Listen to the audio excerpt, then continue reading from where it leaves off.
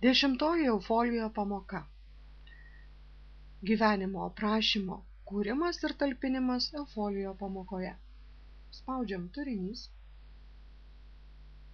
Antroje įrankių juostoje spustelnam gyvenimo aprašymas.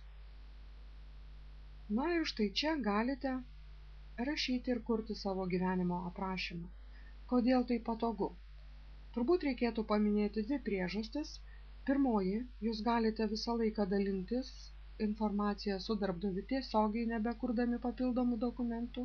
Galite koreguoti atsitikus tam pačiam įvykiui. Jeigu reikia pateikti kažkokiam konkursui, tai belieka tik informaciją išsikopijuoti ir perkelti į dokumentą. Kitas dalykas, tai labai patogu dirbant su mokiniais, ypatingai karjeros koordinatoriam, kurie moko mokinius kurti savo gyvenimo aprašymus ir planuoti karjerą. Taigi, motyvacinis laiškas, spaudžiam redaguoti, įkeliame motyvacinį laišką. Kai baigiam jį rašyti, spustelnam įrašyti.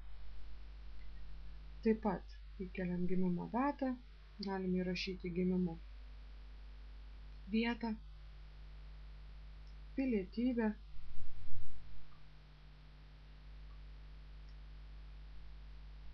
vizos statusą, lytį, šeimyninę padėtį. Ir tuomet spaudžiam įrašyti. Grįžtame į trečiąją įrankių juostą, išsilavinimas ir darbo patirtis.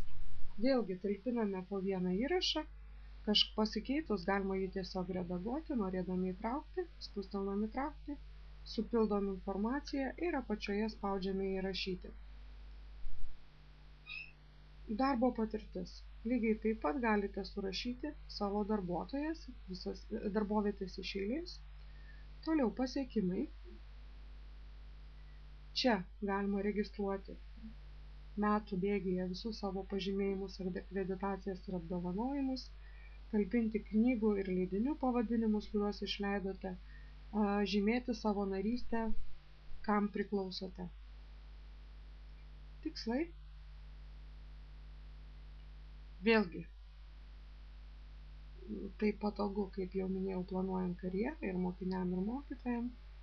Čia galima įsivardinti savo gebėjimus, išvardinti pomėgius. Taigi tiek 10 pamokai, sėkmės planuojant karjerą ir kuriant gyvenimo aprašymus eufolio aplinkoje.